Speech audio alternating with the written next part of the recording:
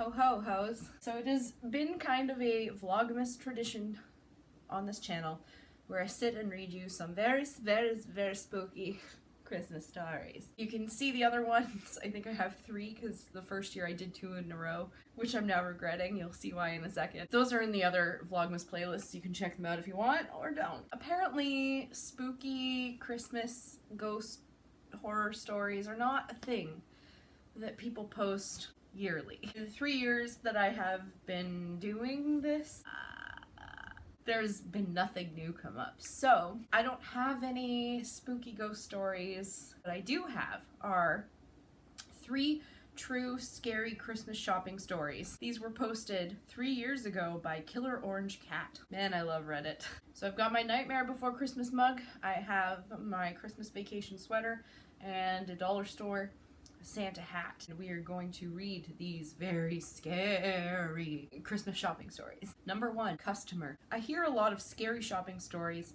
and they are usually from the perspective of the person who is shopping. However, my scariest experience happened when I was working at a bookstore. About 2 months after I was promoted from bookseller to assistant manager, good for you, congratulations.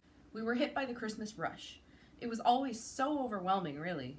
By the end of the night, everyone was so wiped out, and getting all the receipts and drawers counted at the end of the night took so much time. On the night that I was closing, I let the workers go as soon as they were done. There was no reason to make them stick around and be tired while I was finishing up my work. Valid? After I let everyone go, I went back in the office to do my work. After a while, I heard the doorbell ring. Maybe these will be spooky. I didn't read these ahead of time. Maybe I should have done that. I don't know. We had security cameras, but there wasn't anyone at the door. So I had to go to the front door and see who it was. There was a guy there, and he was dressed in dark clothes and had his hood up. No, don't do that. I asked him how I could help him, of course, watching him through the door. Well, precautions. Hey dude, I left my wallet in your store, he told me. Can you open the door and let me come in and get it? I asked him where he thought he left it and that I would look around for him. He didn't like that idea and told me he wasn't sure. He had been shopping through the entire store and would have to go look for it. Yeah, that's sketchy. I asked him if he had bought anything and he told me yes, which meant that he had to have his wallet on him at that point. Logic. I pointed that out to him and he seemed taken back a bit. I told him we didn't get anything turned in, but I could take his information and get back to him if we find anything. The man began getting angry, telling me that he needed his wallet tonight, and he kept insisting that I let him in so he could look for it. Big fat nope, friend. When I told him that there was no way I was letting him in the store this late, and while I was alone, he began getting visibly angry. He told me that if I didn't let him in right away, he would call the police and tell them that I stole his wallet. Yeah, okay. As someone who works in customer service, not retail, but customer service, I can tell you right now, that pretty much never works out. Never. He even got his cell phone out of his pocket and acted like he was going to call. At that point, I'd had enough. I told the guy the best I could do for him is take his information and call him if anything was found. I then told him that if this wasn't good enough, then there wasn't anything at all that I could do for him. He got really angry and began swearing at me. He grabbed the door and began shaking it, demanding that I open the door. At this point, this person should just call the police, I think. I told him I was going to walk over to the customer service desk and call the police. Just read the next sentence, lady. I wasn't willing to cooperate anymore. As I made my way over there, I noticed the guy take off down the street. I thought that was the end of him, and I figured that I didn't really need to bother the police for this. Back to my work, and I tried my best to get it done so I could go home and get some rest. I hadn't heard the doorbell ring and pretty much figured that I wouldn't be seeing that guy again. However, when I was going to the front of the store, I did look around to see if anyone was in the parking lot before I went outside. I wouldn't be leaving the damn building without security at that point unless I was literally parked right in front of the door. I went out to my car in the cold and couldn't wait to get out of the cold. However, I froze when I was maybe within a couple feet away from my car. There was someone in the back seat. He was hiding down on the back seat with his hood over his head, and I knew exactly who it had to be. Furthermore, he must have seen me, or he wouldn't have ducked down. I did the only thing I could think of to do. I turned and ran at full speed back to the store. I didn't look back until I had made it to the door. And yeah, he was coming at me. I unlocked the door and shut it behind me. He made it to the door right before I could lock it, so I had to do my best to hold it closed while trying to turn the lock. As I did, the man screamed all sorts of obscenities at me, telling me he was going to kill me as the door opened outward. I quickly pushed it towards him, knocking him on the ground. Before he could realize what had happened and recover, I was able to get the door closed and locked. I immediately called the police. The guy left after the door was locked, but the police picked him up pretty quickly. Oh, well, good. Number 2, shopping at home. I really wanted a PlayStation 4 when it was originally released. I tried everything to get one as quickly as possible. The local Best Buy was having a Black Friday sale, and I stood in line waiting to get one. I was nowhere near being lucky enough to actually get one in this method. I then tried getting one online. As much as I wanted one, the people on eBay and Amazon who were reselling them were asking way too much money, and I couldn't afford them. After several days of trying my best to find a way to get one, I had come to the conclusion that it wasn't going to happen. It was then that I thought I came across a bit of luck. Going through Craigslist, I found that someone was selling their PlayStation 4 and at no more than the original buying price of the system. I, of course, was skeptical. I couldn't understand why they would do that. Also, I figured, as in demand as the system happened to be, that someone would have claimed it already. I immediately emailed the seller and let them know that I was very interested and hoped that they still had it. I was surprised to get an immediate response that they did still have the PS4 and would be willing to sell it to me. They asked for my address so they could bring it over. I was sort of hesitant and asked if it would be better to meet in public. I wasn't too keen on the idea of someone coming over to my house. He let me know that he was going to be very busy all day and that he couldn't keep an appointment in public. No, you say no. It would be much better if he came over to my house. You just say no. I was still not really ecstatic about the idea, but I really wanted the PS4. I agreed and gave the guy my address. I figured it was safer than me going over to his place. This whole exchange took place about 9 a.m.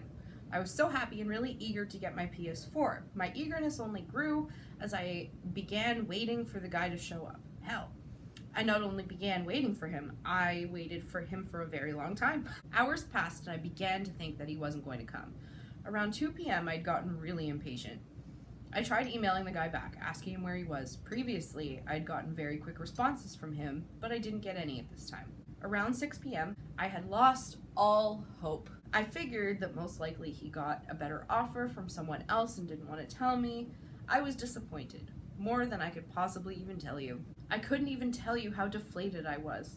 It's one thing to not have gotten the item from the store. I could come to terms with that. But I was so close to having my hands on it, and I didn't get the PS4. And that was the scariest thing to have ever happened to me.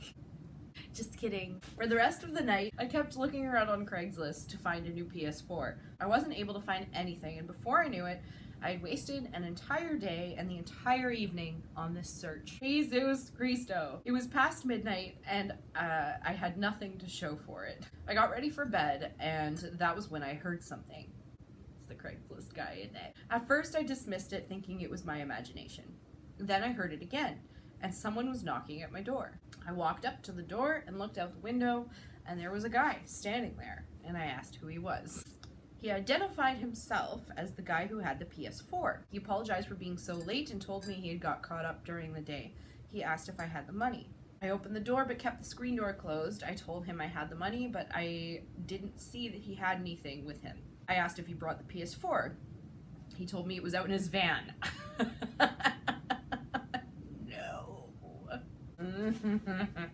He told me to get the money and come to the van with him, and he would get it for me. I let him know I wasn't really comfortable walking out to his van, and he told me it was all right. I looked over his shoulder and saw that someone was in the van waiting.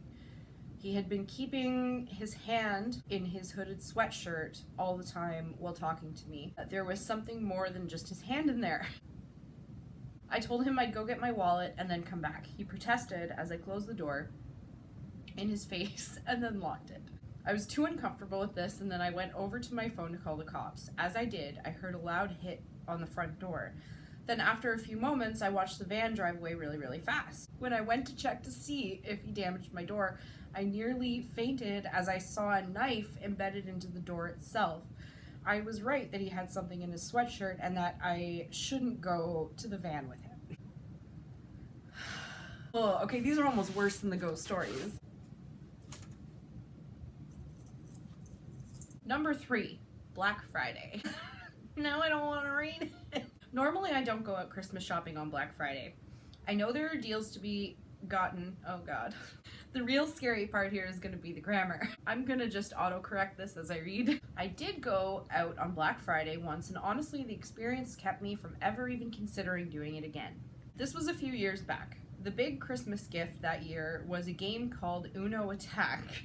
It was supposed to sell out pretty quickly, and my nephew really wanted one, so I decided for the first time ever to brave the Black Friday crowd and see about getting one. I waited outside the store in line for it to be open. The entire time I kept wondering why people were so fanatical about doing this. It was cold, and although I was reasonably bundled up, it didn't help that I had to spend so much time not moving. In addition, people were in terrible spirits, which seemed to take the spirit away from the event. Yeah, is there a happy holiday spirit that actually goes along with Black Friday? Some people would try to cut in line, which only made the people already in line crabbier than they were. When the store was getting closer to opening, I noticed that there was someone from the store headed out, talking to each person in line. When they got to me, I realized he was handing out tickets, indicating who would be able to buy an Uno Attack game. He asked me if that was why I was there, and I told him yes. He told me I was lucky because I was getting the very last ticket. Oh god, don't say that out loud. Of course, this caused some groaning and swearing from people behind me, although I hated the idea that there would be a lot of children who wouldn't be getting the toy that I wanted. I was elated. He's getting it for his nephew or she or whatever. Whoever this person is, they're getting it for their nephew. Chill the fuck out. Don't worry about the other parents that didn't get there early enough, okay? They shouldn't have promised their kids something that they had no control over. That wasn't until this guy got out of line and walked right up to me. He came up immediately after the worker left. He first offered to buy the ticket from me. I told him no because it wasn't a matter of money, it was me trying to make my nephew happy. Then he started telling me that his son really wanted the toy. So does this person's nephew. When I kept refusing, he started telling me other stories, such as his son was really sick. He was just doing his best to make me feel guilty. I tried not to think about it. I went in, claimed the Uno game, and did some more shopping. I figured that since I had spent so much time outside waiting, that I should try to get as much done as I could. Fair. When I was done in the store, I went back out to my car, put all the toys in the trunk. Oh, I think I know where this is going. Put the toys in the trunk, and then I walked over to the bookstore in the strip mall in order to get some other items. When I began walking back to the car the second time, I paused when I noticed the man from earlier was leaning on my car. I began feeling tense, knowing that the guy was going to confront me again. He was much bigger than I was, but I decided I couldn't let him intimidate me.